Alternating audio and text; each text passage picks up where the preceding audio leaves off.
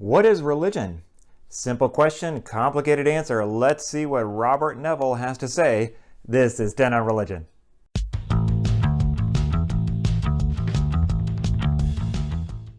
Hey peeps, it's Dr. B with TenOnReligion. This video is closed captioned on YouTube if you so desire, and also the transcript is available at TenOnReligion.com. Robert Neville, he goes by Bob, is a many decades philosopher of religion, most recently at Boston University, from which he retired in 2018. In some circles, he is known as part of the Boston Confucians.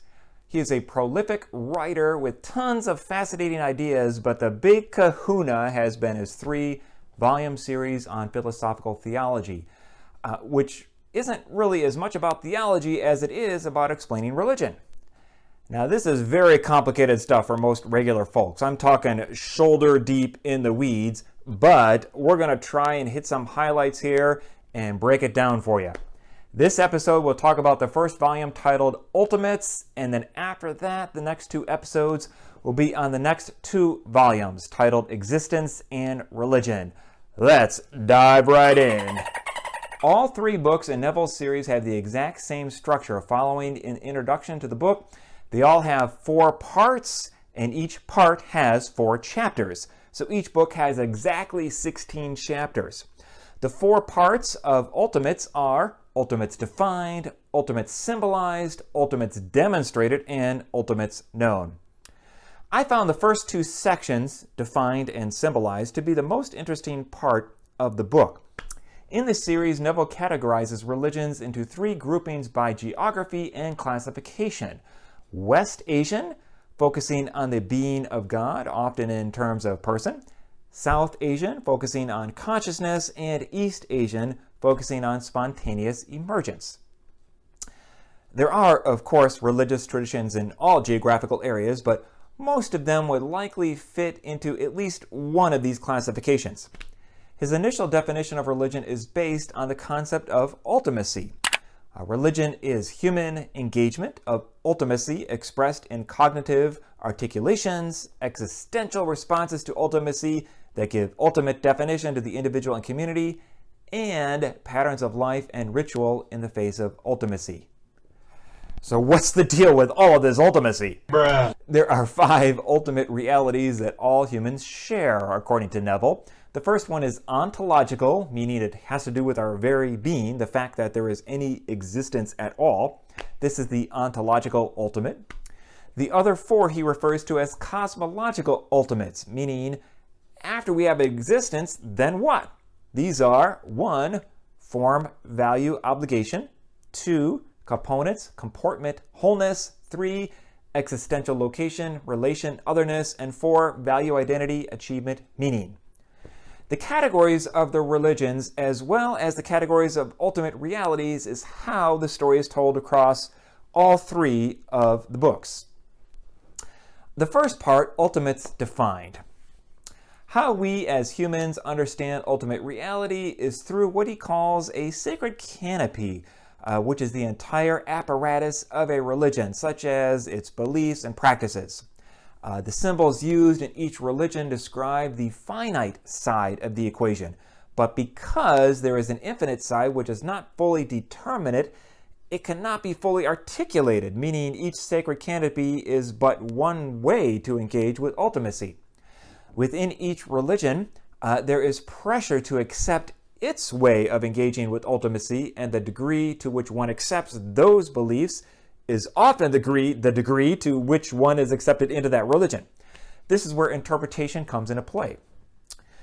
Drawing from the thinker C.S. Parse, Neville elaborates that signs have a 3-part relation. 1, the object, 2, the sign, and 3, the interpreter connecting the sign with the object.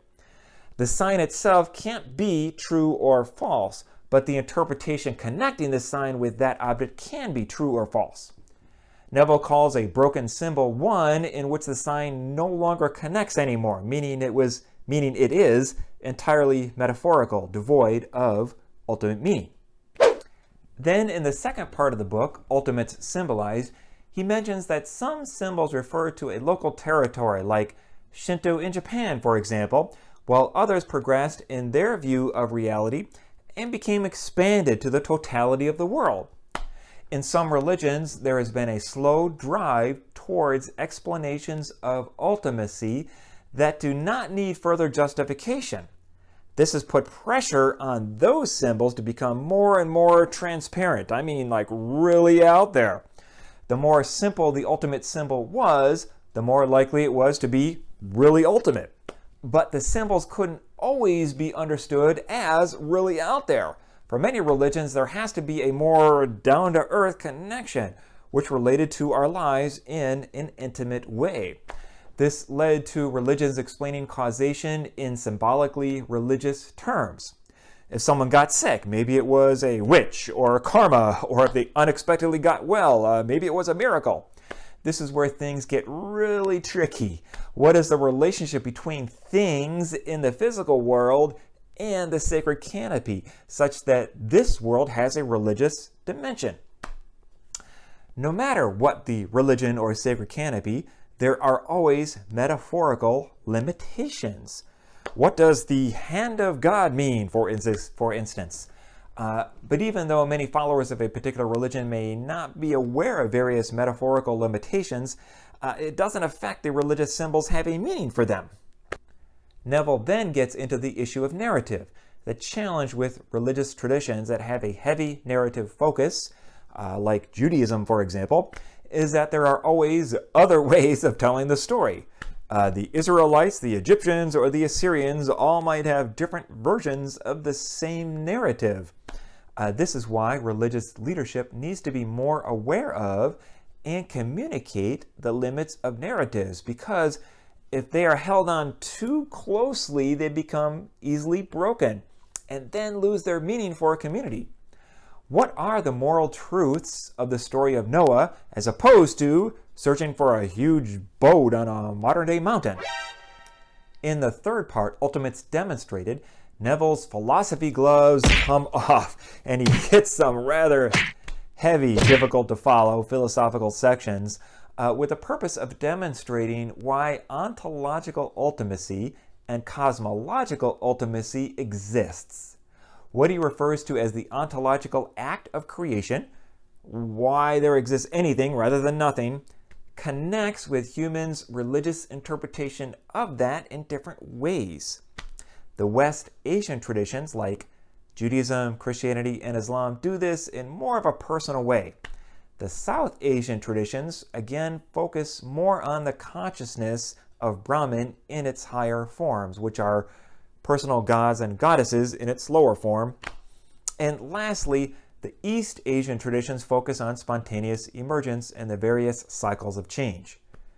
He argues that even though the symbols obviously have limitations, they can be used legitimately to refer to the ontological act of creation. In the last section, Ultimates Known, he tracks what can and cannot be known about ultimacy. In China, the storm god, Shangdi, was eventually rejected in favor of explicitly non-personal concepts such as heaven or the Tao. But though such religious symbols as Brahman, the Tao, or God have meaning, they are not literally true in a philosophical sense. The reason for this is that the ontological act of creation doesn't come from something, it emerges out of no thing, making the religious symbols meaningful, but limited. This isn't like the Wizard of Oz movie. Pay no attention to the man behind the curtain. Oz has spoken. Oh, pay no attention to that man behind the curtain. The great man, Oz has spoken. The important thing is that the symbols carry over the aspects of ultimacy to which they refer. Such symbols are true to the extent that they carry over such meaning to the interpreter. The best example of this is in South Asia, where there are many forms of ultimacy in the Indian gods and goddesses, but they do not all compete to be the right or only way of interpreting ultimacy in the same way that Western traditions do. In addition, for some religious adherents, the ultimate is engaged through a more mystical form such as meditation or contemplation. Okay, that was a super deep 300 plus page book summarized in less than 10 minutes. How about that? Yeah, baby. I actually skipped over a lot of stuff, but this was a good introduction to some of the themes in the book. The next episode, we're going to plunge into the second book, Existence. And that's it for today. I hope this vlog has helped you better understand this topic. Until next time, stay curious. If you enjoyed this, please like this video and subscribe to the channel. This is TenOnReligion.